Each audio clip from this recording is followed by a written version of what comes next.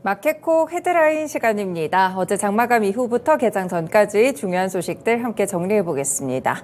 네, 오늘 첫 번째 소식은요. 역시나 대주주 양도세와 관련된 소식인데요. 최상무 부총리 겸 기획재정부 장관 후보자가 대주주 양도소득세 완화 문제와 관련해서 대내외 경제 여건을 고려해 종합적으로 결정할 문제라고 이야기했습니다. 그동안 이 기재부 쪽에서는 신중론을 고수를 했었는데 이번에 완화론에 조금 더 무게가 실린 발언이다라는 평가를 받고 있는데요. 네, 이번에 더불어민주당 유동수 의원의 질의에 최 후보자는 일반 근로소득세 같은 경우에는 과세 형평이나 이런 게 중요한데 이 부분은 자산과 국가 간의 자본 이동성에 영향을 미칠 수 있는 것들이 있다라고 답변을 했습니다. 결국에 자본시장의 특수성까지 고려를 해야 된다는 것으로 대주주 양도세 완화의 무게를 실은 반언으로 지금 언급으로 읽히고 있는 상황인데요. 일단 이렇게 대주주 양도세 기준을 완화하는 방안들이 잇따라 거론되는 상황들과 연관이 있을 것으로 보입니다. 현재는 10억 원을 이상 보유하게 되면 대주주로 분류가 되는데 이를 50억 원으로 상향하는 방안이 논의되고 있는 상황이죠. 이번 주에 발표까지도 끝까지 지켜보실 필요가 있겠습니다. 네, 두 번째 소식입니다.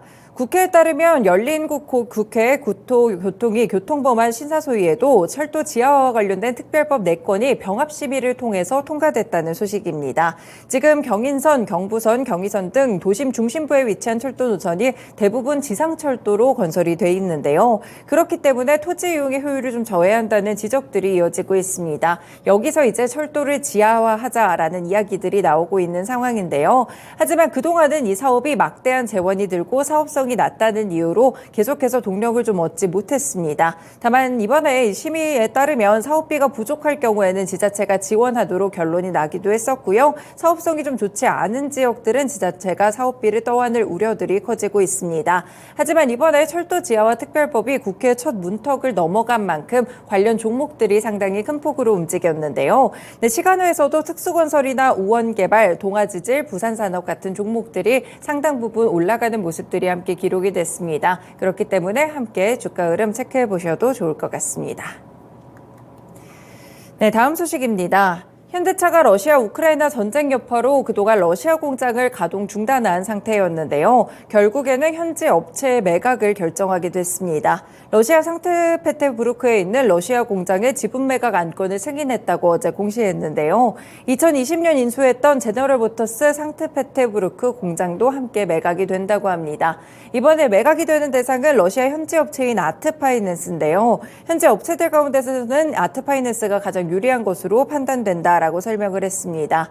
다만 현대차는 매각 이후에 2년 정도 내에는 공장을 다시 살 수 있는 바이백 조건을 내걸었는데요. 매각 예정가는 14만 원 정도라고 합니다. 공장 매각을 이끈 러시아와 우크라이나 전쟁이 끝날 경우에 다시 러시아에 진출해서 공장을 가동할 수 있는 그런 가능성을 열어뒀다고 보실 수 있을 것 같은데요. 이에 따라서 일단 매각이 됐으니까 현대차 주가 흐름도 오늘장 함께 지켜보시면 될 것 같습니다. 네, 네 번째 소식은 단독 보도입니다. HMM의 인수주체로 나선 하림지주 산하의 페누션이 최대 3조 원 규모의 유상증자를 실시하게 됩니다. 산업은행 매각 측이 내년 1분기까지 최소 1조 원가량의 증자를 요구 조건으로 내세우고 있기 때문에 향후 페누션의 자본 확충 문제가 어떻게 될지가 시장의 이슈가 될 것으로 보이는데요. IB업계에 따르면 페누션과 JKL 파트너스 컨소시엄은 HMM 매각 본입찰 당시에 이 같은 내용을 뼈대로 한 자금 조달에 대한 계획을 함께 제출했습니다.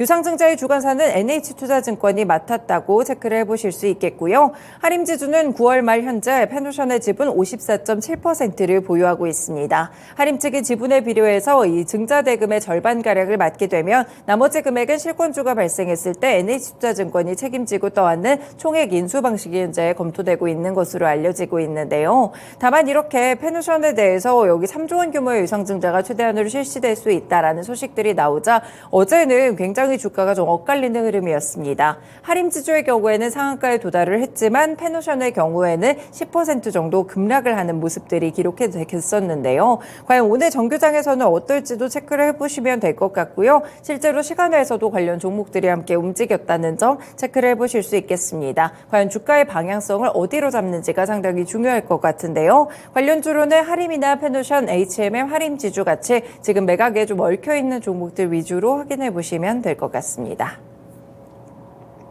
네, 다음 소식입니다. 조양래 한국앤컴퍼니 그룹의 명예회장과 효성그룹 계열사 효성첨단소재가 한국앤컴퍼니 주식을 추가 매수하게 됐습니다. 그러면서 조현범 회장 측의 지분이 과반 정도에 거의 육박하게 됐는데요. 전자공시에 따르면 조양래 명예회장과 효성첨단소재가 18일부터 19일 각각 한국앤컴퍼니 지분 0.95%, 0.35%를 장내 매수했습니다.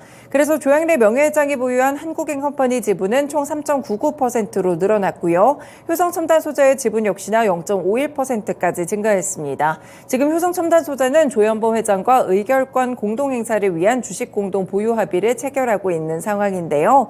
조현범 한국앤컴퍼니 그룹의 회장과 조영래 명예회장 효성첨단소재까지 총 지분을 합친다면 46.53%에 달합니다. 여기에 우호세력까지 분류되는 지분까지 더했을 때는 과반에 육박하게 되는데요. 그래서 MBK 파트너스 측이 과반 지분을 확보해서 경영권을 가져오려면 최소 19에서 20% 정도 지분을 더 모아야 됩니다. 하지만 가능성이 조금 희박한 상태라는 점 체크해 보실 수 있겠고요. 관련 종목들이 거의 이슈급 막바지에 오고 있기 때문에 또 체크해 보실 필요가 있겠습니다. 한국앤컴퍼니나 한국타이어앤테크놀로지 주가도 확인해 보시길 바라겠습니다. 네, 마지막 소식입니다. 다울투자증권의 2대 주주인 김기수 프레스토투자자문의 대표가 이병철 다울투자증권 회장의 보수 삭감을 요구하는 내용의 주주 서한을 발송했다고 합니다. 이 금토업계에 따르면 프레스토투자자문은 보도자료를 통해 김 대표와 아내 최순자 씨가 다울투자증권에 주주 서한을 발송했다고 밝혔는데요. 이 회계장부 열람 등사 가처분 신청을 한 데 이어서 이 회장의 급여 삭감을 요구하는 등 굉장히 수위를 좀 높이고 있는 상황입니다. 주주 서한에 따르면 다울투자증권은 지난해 4분기 연속 영업순실을 기록하고 있지만 이병철 회장은 지난해 22개 증권사 개별 연봉 공개 대상 가운데 성과급을 제외하고 연봉이 가장 높았다면서 책임 경영의 일환으로 내년 이 회장의 보수액을 삭감해 주주들과 임직원의 고통을 분담해야 된다라고 주장을 했는데요. 그렇기 때문에 오늘 다울투자증권의 주가도 함께 확인해 보실 수 있을 것 같고요. 주주 서한이 보통 발송이 되면 이후에는 약간 주주 환원적인 정책이라든지 여러 가지 변화들을 좀 기대해 볼 수 있겠습니다. 그렇기 때문에 관련 종목으로 다울투자증권까지 함께 체크해 드립니다. 네, 이렇게 개장 전에 중요한 소식들 6가지 함께 정리해 드렸습니다. 지금까지 마켓콕 헤드라인이었습니다.